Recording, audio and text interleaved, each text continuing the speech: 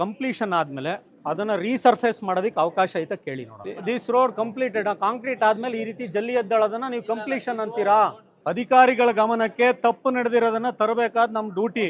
ಅದಕ್ಕೆ ಎಚ್ಚೆತ್ಕೊಂಡು ಅವರು ರಿವಿಷನ್ ಮಾಡ್ಕೊಂಡು ಕೆಲಸ ಮಾಡ್ಕೊಂಡ್ರೆ ಮಾಡ್ಕೊಳ್ಳಿ, ಮಾಡದೆ ಹೋದ್ರೆ ಸುಪ್ರೀಂ ಕೋರ್ಟ್ ಇದೆ. ಸೆಪ್ಮಿಸ್ ಕಾಮಗಾರಿಗಳಲ್ಲಿ ಯಾರೂ ಸಹ ಸ್ಪೇರ್ ಆಗಕ್ಕೆ ಸಾಧ್ಯನೇ ಇಲ್ಲ. 4 ವರ್ಷದಿಂದ ಡಾಂಬರ್ ರಸ್ತೆ ಮಾಡಿದ್ದಾರೆ. ಇದನ್ನ ಕೀಳ ಅಂತೇನಿದೆ? ನಮ್ಮ ಪಬ್ಲಿಕ್ ಎಕ್ಸ್ಕ್ಯೂಸ್ ಮನಿ, ಟ್ಯಾಕ್ಸ್ ಮನಿ ಏನಾಗ್ಬೇಕಂಗಾರೆ? ಇದನ್ನ ಮೀರಿ ನಿಮ್ಮ ಉಸ್ತುವಾರಿ ಮಂತ್ರಿಗಳು ಹೇಳಿರೋ ನಿಮ್ದು ಓವರ್ಸೈಟ್ ಕಮಿಟಿ, ಇನ್ನೊಂದು ಎಂಪವರ್ಮೆಂಟ್ ಕಮಿಟಿ ಮಾಡ್ಕೊಂಡಿದ್ರೆ IAS-ನವರು, ನಾವು ಎಂಪವರ್ ಕಮಿಟಿನಲ್ಲಿ ಕೇಳ್ತೀನಿ, ನನಗೆ ಗೊತ್ತಿದೆ. ನಮಸ್ಕಾರ ಜಿಲ್ಲಾಧಿಕಾರಿಗಳೇ, ತಗೊಳ್ಳಿ. ಈಗ ಚಿಕ್ಕನಾಯಕನಹಳ್ಳಿ ತಾಲೂಕಲ್ಲಿ ಗಣಿಬಾಧಿತ ಪ್ರದೇಶದ ಕಾಮಗಾರಿಗಳು ನಡೀತಾ ಇದ್ದಾವೆ. ಎಲ್ಲವೂ ಸಹ ಕಳಪೆ ಕಾಮಗಾರಿಗಳು. ಸರಿಸುಮಾರು 1200 ಕೋಟಿಯಷ್ಟು ಹಣದಲ್ಲಿ 600 ಕೋಟಿಯಷ್ಟು ಹಣ ಕಾಂಕ್ರೀಟ್ ಓರಿಯೆಂಟೆಡ್ ಕಾಮಗಾರಿ ನಡೀತಾ ಇದೆ. ಕಾಂಕ್ರೀಟ್ ರಸ್ತೆಗಳು, ಕಟ್ಟಡಗಳು ಇವೇ ನಡೀತಾ ಇದೆ. ಇದು ಅಧಿಕೃತವಾದಂಥ GPS ಫೋಟೋ ಇರ್ತಕ್ಕಂಥ ಸಮೇತವಾದಂಥ ದಾಖಲೆಗಳು. ಇದರಲ್ಲಿ ಪೂರ್ಣ ಪ್ರಮಾಣದಲ್ಲಿ ನಾನು ಮಾಹಿತಿಯನ್ನು ಕೊಟ್ಟಿದ್ದೀವಿ. ಇದೆಲ್ಲ ಲೈವ್ ಡಾಕ್ಯುಮೆಂಟ್ಸು. ಈ ಪ್ರೋಗ್ರಾಮಿಂಗ್ ಆಫೀಸರ್ ನೀವು, ಕಾರ್ಯಕ್ರಮಗಳ ಸೆಪ್ಮಿಸ್ನ ಅನುಷ್ಠಾನಾಧಿಕಾರಿಗಳು ಜಿಲ್ಲೆಗೆ ನೀವು ಆಗಿರೋದ್ರಿಂದ ಇದರಲ್ಲಿ ಸುಪ್ರೀಂ ಕೋರ್ಟ್ ಆದೇಶದ ಪ್ರಕಾರ ಅದನ್ನು ರಿವ್ಯೂ ಮಾಡೋಕ್ಕೆ, ರಿವಿಷನ್ ಮಾಡೋದಕ್ಕೆ, ಪರಿವರ್ತನೆ ಮಾಡೋದಕ್ಕೆ ಕಾನೂನಲ್ಲಿ ಅವಕಾಶ ಇದೆ. SPV ಆರ್ಡರ್ನಲ್ಲಿದೆ, ಇಂಟ್ರಿಮ್ ಆರ್ಡ್ರಲ್ಲಿ. ಹಾಗಾಗಿ ಕಾಂಕ್ರೀಟ್ ರಸ್ತೆಗಳು ಏನಿದೆ ಇವು ಕಾಮಗಾರಿ ಆಗಿ ಇನ್ನೂ 3 ತಿಂಗಳಾಗಿಲ್ಲ, 6 ತಿಂಗಳಾಗಿಲ್ಲ, ಎಲ್ಲ ಬಿರುಕು ಬಿಟ್ಟಿದ್ದಾವೆ. ಒಂದ್ಸತಿ ಕಾಂಕ್ರೀಟ್ ಕಾಮಗಾರಿಗಳು ಬಿರುಕು ಬಿಟ್ಟು, ಇಲ್ಲಿ RDPR ಇದ್ದಾರೆ, PWD ಇದ್ದಾರೆ, ಕಾಂಟ್ರಾಕ್ಟರ್ ಯಾರೋ ಇರ್ತಾರೆ madam. RDPR execution agency, PRED, PWD. ಇದು ಉಳಿಯಾರ್ ಹೋಬಳಿನಲ್ಲಿ ಆಗಿರ್ತಕ್ಕಂಥ ಕಾಮಗಾರಿಗಳು. ಯಾವೂ ಸಹ ಟ್ರಾನ್ಸ್ಪರೆನ್ಸಿ ಇಲ್ಲ. ಆಮೇಲೆ ಈಗ ಆಲ್ರೆಡಿ ಎಕ್ಸಿಕ್ಯೂಟ್ ಆಗ್ತಾ ಇರ್ತಕ್ಕಂಥ ಪ್ರತಿಯೊಂದು ಕಾಂಕ್ರೀಟ್ ರಸ್ತೆಗಳು ಪೂರ್ಣ ಪ್ರಮಾಣದಲ್ಲಿ ಬಿರುಕು ಬಿಟ್ಟಿದ್ದಾವೆ. ಚಿಕ್ಕನಾಯಕನಹಳ್ಳಿ ತಾಲೂಕಲ್ಲಿ ಕಾಂಕ್ರೀಟ್ ತ್ಯಾಜ್ಯವನ್ನು ಇಲ್ಲಿ ಸೃಷ್ಟಿ ಮಾಡೋದಕ್ಕೆ ಅವಕಾಶ ಕೊಡ್ಕೊಡ್ದು.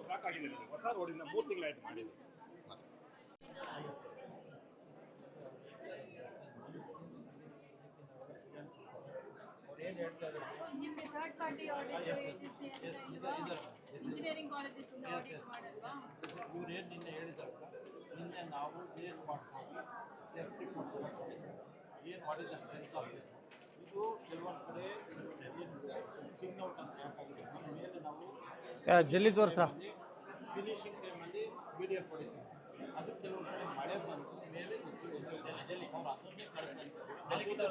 ರಿಪೋರ್ಟ್ ನಿನ್ನೆ ಅವ್ರು ಹೇಳಿದಂತೆ ನಾವು ಪ್ರತಿಯೊಂದು ಮುಂಚೆ ಡಾಮರ್ ಹೇಳಿದ ನಾನು ಅದನ್ನ ಕಿತ್ತಾಕಿ ಬಲಿ ಆಮೇಲೆ ನಮ್ಮ ಮೇಲೆ ಮೇಡಮ್ KMS ಇಂದ ಥರ್ಡ್ ಪಾರ್ಟಿ ಯಾವುದೋ ಕೂಡ, ಆಮೇಲೆ ನಮ್ಮ ಮೇಲೆ ಎಕ್ಸಿಕ್ಯೂಟಿವ್ ಇಂಜಿನಿಯರ್ ಬರ್ತಾರೆ, ಭೂಮಿ ಅಂತ ಥರ್ಡ್ ಪಾರ್ಟಿ ಕನ್ಸರ್ನ್ ಯಾವುದೂ ಕೂಡ ಅವ್ರು ಹೇಳೋ ರೀತಿ ಕಳಪೆ ಆಗಿಲ್ಲ. ಆದರೂ ಕೂಡ ಸಪೋಸ್ ಸಣ್ಣ cracks because of heavy temperature ಕೆಲವೊಂದು ಕಡೆ ನಾವು ಗ್ರೂಪ್ ಕಟ್ಟಿಂಗ್ ಮಾಡಿದ್ದೀವಿ, ಕೆಲವೊಂದು ಕಡೆ ಕ್ರ್ಯಾಕ್ಸ್ ಬಂದಿದೆ. ಅದಕ್ಕೆ ರೀಫಿಲ್ಲಿಂಗ್ ನಾವು ಸೀಲಿಂಗ್ ಫಿನಿಶ್ ಮಾಡ್ತೀವಿ. ಯಾವುದೂ ಕೂಡ ನಾವು ಫೈನಲ್ ಮಾಡಿಲ್ಲ. ಎಸ್, ಇಟ್ ಈಸ್ ಕನ್ಸ್ಟ್ರಕ್ಟೆಡ್ ಆಗಿ ಇನ್ನೂ 6 ತಿಂಗಳ ಒಳಗಡೆ ರಸ್ತೆ ಇದು. ಇದು ರೋಡ್ ಮಾಡಿ ಒಂದೇ ಒಂದು ತಿಂಗಳಲ್ಲಿ ಕ್ರ್ಯಾಕ್ ಬಂದಿದೆ ಇದು.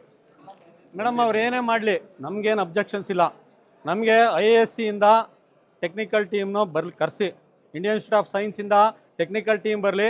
ಇಲ್ಲ ಇದು ನಮ್ಮ ಫೀಸಿಬಲ್ ಇಯರ್ ಅವ್ರದ್ದೇನು ಗ್ಯಾರಂಟಿ ಕೊಡ್ತಾರಲ್ಲ, 25 ವರ್ಷ ಬಾಳಿಕೆ ಬರುತ್ತೆ, 30 ವರ್ಷ ಬಾಳಿಕೆ ಬರುತ್ತೆ ಅಂದರೆ ವೆಲ್ ಆ್ಯಂಡ್ ಗುಡ್. ಆಗದೆ ಹೋದರೆ ಅವ್ರದ್ದು ಅಸೆಟ್ಸ್ ಆ್ಯಂಡ್ ಲಯಬಿಲಿಟೀಸ್ ಮೇಲೆ, ಯಾರು ಕಾಂಟ್ರಾಕ್ಟ್ ಇದ್ದಾನೆ, ಇಂಜಿನಿಯರ್ಸ್ ಇದ್ದಾರೆ, ಅವ್ರ ಅಸೆಟ್ಸ್ ಆ್ಯಂಡ್ ಲಯಬಿಲಿಟೀಸ್ ಮೇಲೆ ಮುಟ್ಟುಗೋಲು ಹಾಕ್ಕೊಂಡು ಆ ಹಣನ KMERCL ವಾಪಸ್ ಕಟ್ಟಬೇಕು.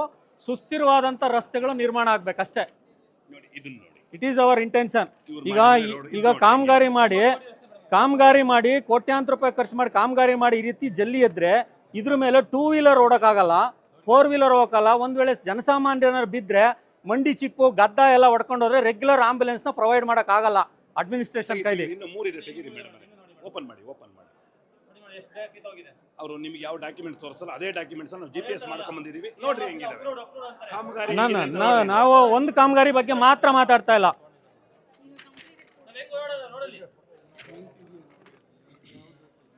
ಇದು ವಿತ್ GPS ಫೋಟೋ ಸಮೇತ ಇದೆ. ಪ್ರತಿಯೊಂದು ವರ್ಕ್ ವೈಸ್ ನಾವು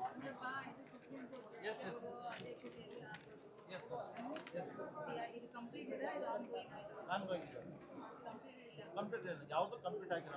ಆನ್ ಇವರು ರೈಟ್ ಶೋಲ್ಡರ್ನ ಫಿಲ್ ಮಾಡಬೇಕು. ಮೇಡಮ್ ಒಂದೇ ಒಂದು ಅವ್ರು ಹೇಳ್ತಾ ಇದ್ದಾರೆ ಆನ್ ಗೋಯಿಂಗ್ ಅಂತ. ಒಂದು ಬಾರಿ ಕಾಂಕ್ರೀಟ್ ರಸ್ತೆ ಕಂಪ್ಲೀಷನ್ ಆದಮೇಲೆ ಅದನ್ನು ರೀಸರ್ಫೇಸ್ ಮಾಡೋದಕ್ಕೆ ಅವಕಾಶ ಐತೆ ಕೇಳಿ ನೋಡೋಣ. ಕಾಂಕ್ರೀಟ್ ಸರ್ಫೇಸ್ ರೀಸರ್ಫೇಸ್ ನಾವು ಹೇಳ್ತಾರೆ ಕಾಂಕ್ರೀಟ್ ಸರ್ಫೇಸ್ ಇದಾಗಿದೆ ದಿಸ್ ರೋಡ್ ಕಂಪ್ಲೀಟೆಡ್. ಕಾಂಕ್ರೀಟ್ ಆದಮೇಲೆ ಈ ರೀತಿ ಜಲ್ಲಿ ಎದ್ದೇಳೋದನ್ನ ನೀವು ಕಂಪ್ಲೀಷನ್ ಅಂತೀರಾ? ಇದು ಹಳೆ ಫೋಟೋ ನೀವು ಇಟ್ಕೊಂಡಿದ್ದೀರಾ ಸರ್ ಹಳೇದಲ್ಲ, ಡೇಟ್ ನೋಡಿ, ಲ್ಯಾಟಿಟ್ಯೂಡು ಡೇಟ್ಗಳನ್ನು ನೋಡಿ. ಇಲ್ಲಿ ನಿಮಿಷ ಅನ್ನಪ್ಪ ಅವರು ಗ್ರಾಮದಾರಿ ಅವರು ಅದೇ ನೋಡಿ ಹೇಳ್ತೀನಿ, ಓಡಾಡ್ತಾರೆ. ನೋಡಿ ಹೇಳ್ತೀನಿ ಕೇಳೋ, ಸುಳ್ಳು ಹೇಳ್ಬೇಕು. ಇಲ್ಲಿ ಹೇಳ್ತೀನಿ ಕೇಳಪ್ಪ. ತಪ್ಪು ಯಾರದ್ದೇ ತಪ್ಪಾದ್ರೂ ಅದಕ್ಕೆ ಆನ್ಸರಬಲ್ DC. KMERCLದು ಸುಪ್ರೀಂ ಕೋರ್ಟ್ ನಿಗಾ ನೋಡ್ತಾ ಇರೋದು. ಓವರ್ಸೈಟ್ ಅಥಾರಿಟಿ ತಪ್ಪು ಮಾಡಿದ್ರು ಸುಪ್ರೀಂ ಕೋರ್ಟ್ ಬೆಂಚ್ ಇದೆ. ಅದೇ ಗ್ರಾಮದವರು ಅದ್ಯಾಕೆ ತಲೆ ಕೆಡಿಸ್ಕೊತೀಯ? ಅಧಿಕಾರಿಗಳ ಸುಳ್ಳು ಹೇಳ್ರಿ, ನಂಬಿಕೆ ಬರಂಗ್ ಸುಳ್ಳು ಹೇಳ್ರಿ, ಸಮಾಧಾನವಾಗಿ ಹೇಳಿ. ಹೊನ್ನಪ್ಪ, ನಮ್ಮ ಕೆಲಸ ಏನು? ನಾಗರಿಕರಾಗಿ ಅಧಿಕಾರಿಗಳ ಗಮನಕ್ಕೆ ತಪ್ಪು ನಡೆದಿರೋದನ್ನ ತರಬೇಕಾದ ನಮ್ಮ ಡ್ಯೂಟಿ. ಅರ್ಥ ಆಯ್ತಾ? ಅದಕ್ಕೆ ಎಚ್ಚೆತ್ಕೊಂಡು ಅವರು ರಿವಿಷನ್ ಮಾಡ್ಕೊಂಡು ಕೆಲಸ ಮಾಡ್ಕೊಂಡ್ರೆ ಮಾಡ್ಕೊಳ್ಳಿ, ಮಾಡದೆ ಹೋದ್ರೆ ಸುಪ್ರೀಂ ಕೋರ್ಟ್ ಇದೆ. ಇಲ್ಲಿ ನೋಡಿ, ಇದೊಂದು ಈ ರೋಡ್ ಮಾಡಿ ಓಪನ್ ಆಗಿದೆ, ಡೈಲಿ ಒಂದು ಆಕ್ಸಿಡೆಂಟ್ ಆಗಿ ಸತ್ತೋಗುತ್ತೆ. ಒಂದೇ ಒಂದು ಬೋರ್ಡ್. ಈಗ ಒಂದು ನಿಮಿಷ ಮೇಡಮ್, ಈಗ ಇವರು ಇದು ಇವ್ರದೇನೆ ಈ ರಸ್ತೆ ನಿರ್ಮಾಣ ಮಾಡಿದ್ದಾರೆ. ರಸ್ತೆ ನಿರ್ಮಾಣ ಮಾಡಿದ ಮೇಲೆ KTTP ಕಾಯ್ದೆ ಪ್ರಕಾರ ಮೊದಲು ನಾಮಫಲಕ ಹಾಕಿ ಕೆಲಸ ಮಾಡಬೇಕು. ನಾಮಫಲಕ ಕೆಲಸ ಆದ್ಮೇಲೆ ನಾಮಫಲಕ ಹಾಕ್ಬೇಕಾ? ಇದೊಂದು ಹೌದು ಆಕ್ಸಿಡೆಂಟ್ ಅಲ್ಲ ಮೇಡಮ್. ಈಗ ನಾನು ಹೇಳ್ತಾ ಇರೋದು ಇವ್ರದ್ದು ಯಾವ ರೀತಿ ವೈಲೇಷನ್ಸ್ ಮಾಡ್ತಾ ಇದ್ದಾರೆ ಅಂತ ರೂಲ್ನ. ಕಾಮಗಾರಿ ಮಾಡ್ಬೇಕಾದ್ರೆ ಇವ್ರಿಗೊಂದು ಶಿಸ್ತಿಲ್ಲ ಅಂತ. ಶಿಸ್ತಿದ್ರೆ, ಒಂದು ಸ್ಟ್ಯಾಂಡರ್ಡ್ SOP ಇದ್ದರೆ, ಅಥವಾ ಇವ್ರಿಗೊಂದು ಕಾಮಗಾರಿ ಮಾಡೋದಕ್ಕೆ ಬೇಕಾದ್ರೆ ಒಂದು ಮೆಥಡ್ ಸ್ಟೇಟ್ಮೆಂಟ್ಸ್ ಇದ್ದರೆ ಕಾಮಗಾರಿನ ಮಾನಿಟರ್ ಮಾಡೋಕ್ಕೆ ಈಸಿ.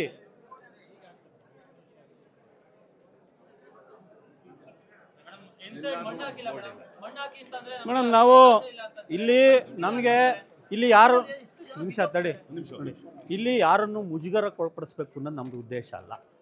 ನೋಡಿ, ಕಾಮಗಾರಿ ಮಾಡಿದ್ದಾರೆ, ಕಾಮಗಾರಿ ಮಾಡಿದ ಮೇಲೆ ಶೋಲ್ಡ್ರಿಗೆ ಆ ಕಡೆ ಈ ಕಡೆ ಮಣ್ಣು ಹಾಕಿದಾರಾ?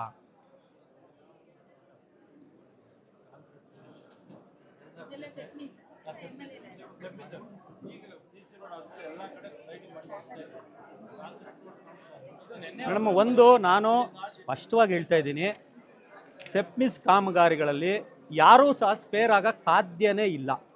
ಮೂಲ ಕಾಂಟ್ರಾಕ್ಟ್ರು ಇಲ್ಲಿ ಕೆಲಸ ಮಾಡ್ತಾ ಇಲ್ಲ. ಗುತ್ತಿಗೆದಾರ ಯಾರು ಮೂಲ ಗುತ್ತಿಗೆದಾರ ಇದ್ದಾನೆ ಚಿಕ್ಕನಾಯಕನಹಳ್ಳಿ ತಾಲೂಕಲ್ಲಿ ಕೆಲಸ ಮಾಡ್ತಾ ಇಲ್ಲ. ಯಾರ್ಯಾರೋ ಥರ್ಡ್ ಪಾರ್ಟಿಗಳು ಬಂದು ಇಲ್ಲಿ ಕೆಲಸ ಮಾಡ್ತಾರೆ.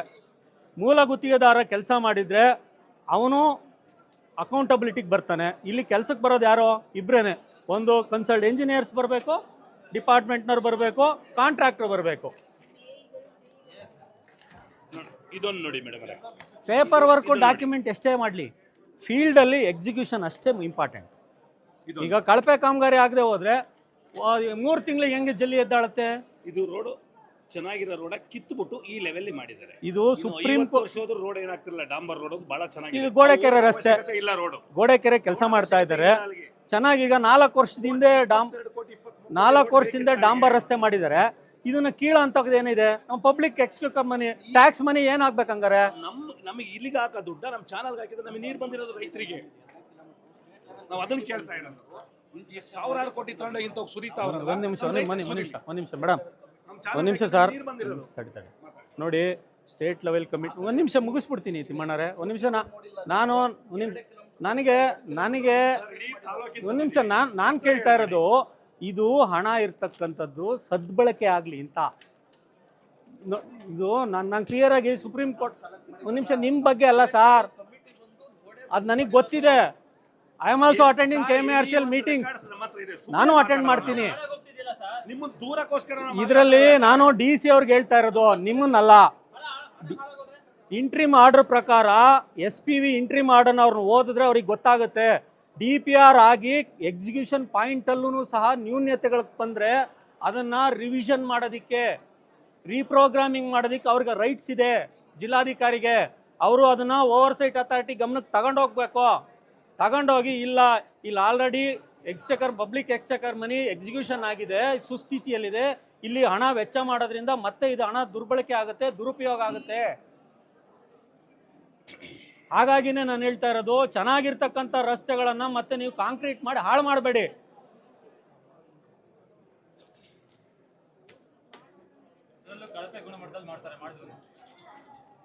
ನಿನಗೆ ಅರ್ಥ ಆಯ್ತಾ? ಕಳಪೆ ಮಾಡಿದ್ರೆ ಅವ್ರು ಹೋಗ್ತಾರೆ ಬಿಡು, ಕಾಂಟ್ರಾಕ್ಟ್ರು ಸಂಬಂಧಪಟ್ಟಂತ ಅಧಿಕಾರಿಗಳು ಹೋಗ್ತಾರೆ. ನಾವು ಇವ್ರ ಗಮನಕ್ಕೆ ತರ್ತಾ ಇರೋದು ಇದೇನು ಲೋಕಾಯುಕ್ತ ಅವರು ಇವರು ಮಾನಿಟರ್ ಮಾಡೋದಲ್ಲ. ಸುಪ್ರೀಂ ಕೋರ್ಟ್ ನಿವೃತ್ತ ನ್ಯಾಯಾಧೀಶರು ತಪ್ಪು ಮಾಡಿದ್ರೆ ಸುಪ್ರೀಂ ಕೋರ್ಟ್ ಆಕ್ಟಿವ್ ಬೆಂಚ್ ಇದೆ, ಅಲ್ಲಿಗೆ ಹೋಗುತ್ತೆ. ಜಿಲ್ಲಾಧಿಕಾರಿಗಳ ಗಮನಕ್ಕೆ ಯಾಕೆ ತರ್ತಾ ಇದ್ದೀನಿ? ಅವ್ರ ಗಮನಕ್ಕೆ ತರ್ತಾ ಇರೋದು, ರೈಟಿಂಗಲ್ಲಿ ತರ್ತಾ ಇರೋದು ಇದೇ ಉದ್ದೇಶ. ನಾನು SPV ಇಂಟ್ರಿಮ್ ಆರ್ಡರ್ನು ಹೇಳ್ತಾ ಇದ್ದೀನಿ, ಕೋರ್ಟ್ ಮಾಡಿ ಹೇಳ್ತಾ ಇದ್ದೀನಲ್ಲ. ದಯಮಾಡಿ ಇದರಲ್ಲಿ ನಾವು ಹಲವಾರು ನೀವು ತಗೊಳ್ಬೇಕಾದಂಥ ಡಿಸಿಷನ್ ಮೇಕರ್, ನೀವು ತಗೊಳ್ಬೇಕಾದಂಥ ಡಿಸಿಷನ್ಗಳನ್ನ ನಾವು ಹೇಳಿದ್ದೀವಿ. ಇದನ್ನು ಮೀರಿ ನೀವಿಲ್ಲ, ನಮ್ಮ ಕೈಲಿ ಇಲ್ಲ ಅಂತಂದರೆ ನಾವು ಮೇಲ್ಗಮನಕ್ಕೆ ಎಲ್ಲಿಗೆ ಹೋಗ್ಬೇಕೋ ಅಲ್ಲಿಗೆ ಹೋಗ್ತೀವಿ, ಅದಂತೂ ಸತ್ಯ. ನಮ್ಮ ಹಣ 1200 ಕೋಟಿ ರೂಪಾಯಿ ಚಿಕ್ಕನಾಯಕನಹಳ್ಳಿ ತಾಲೂಕಿನ ಹಣ, ಅದರಲ್ಲಿ 600 ಕೋಟಿ ರೂಪಾಯಿನಷ್ಟು ಕಾಂಕ್ರೀಟ್ಗೆ ಸುರಿಲಾಗ್ತಾ ಇದೆ. ಕಾಂಕ್ರೀಟ್ಗೆ ಸುರಿಲಾಗ್ತಾ ಇದೆ ಅಂದರೆ ಕಳಪೆ ಕಾಂಕ್ರೀಟ್, ಅದು ಮತ್ತೊಂದು ತ್ಯಾಜ್ಯ ಆಗುತ್ತೆ. ತ್ಯಾಜ್ಯ ಆದಮೇಲೆ ಆ ತ್ಯಾಜ್ಯನ ರಿವ್ಯೂ ಮಾಡೋಕ್ಕೆ ಅಥವಾ ಮೇಂಟೈನ್ ಮಾಡೋಕ್ಕೆ RDPR ಹತ್ರ ದುಡ್ಡು ಐತೇನ್ರಿ? ಪಂಚಾಯತ್ಗೆ ಇರ್ತಾವ, ಗ್ರಾಮ ಪಂಚಾಯತ್ಗಳ ಹತ್ರ ದುಡ್ಡಿದೆಯಾ? ಆ ತ್ಯಾಜ್ಯನ ನಿರ್ವಹಣೆ ಮಾಡೋಕ್ಕೆ ಆಗಲ್ಲ. ಹಾಗಾಗಿ ದಯಮಾಡಿ ನಮ್ಮ ತಾಲೂಕಿಗೆ ಹೊರೆ ಮಾಡಬೇಡಿ, ಅರ್ಥ ಆಯ್ತಾ? ಒಂದು. ಇನ್ನೊಂದು, ನಮ್ಮ ತಾಲೂಕಿಗೆ ಬಂದಿರತಕ್ಕಂಥ 1200 ಕೋಟಿ ಅಷ್ಟು ಹಣ ಈ ತಾಲೂಕಿನಲ್ಲೇ ಖರ್ಚಾಗಬೇಕು. ಅದು ತುಮಕೂರಲ್ಲೇ ಆಗಲಿ ಬೇರೆ ಕಡೆ, ಈ ತಾಲೂಕು ಕೇಂದ್ರ ಬಿಟ್ಟು ಹೊರಗಡೆ ಹೋಗೋದಕ್ಕೆ ಬಜೆಟ್ನಲ್ಲಿ ಅಲೋಕೇಶನ್ ಮಾಡಿದೆ ಅಂತಕ್ಕಂಥ ಮಾಹಿತಿ ಇದೆ. ಮೇಡಮ್, ನಮ್ಮ ಚಿಕ್ಕನಾಯಕನಹಳ್ಳಿ ತಾಲೂಕನ್ನೇ ನಮ್ಗೆ ಇಂಪ್ರೂವ್ ಮಾಡಿಕೊಡಿ. ನಮಗೇನೆ CT ಸ್ಕ್ಯಾನ್ ಹಾಕ್ರಿ, MRI ಹಾಕ್ರಿ, ಅರ್ಥ ಆಯ್ತಾ? ಡಿಸ್ಟಿಕ್ ಹಾಸ್ಪಿಟ್ಲಲ್ಲಿ ಕೊಡಬೇಕಾದಂಥ ಫೆಸಿಲಿಟೀಸ್ನ ನಮ್ಮ ತಾಲೂಕಲ್ಲೇ ಕೊಡಿ. ನಮ್ಮ ದುಡ್ಡು ನಮ್ಮ ಹತ್ರ ಇರಲಿ.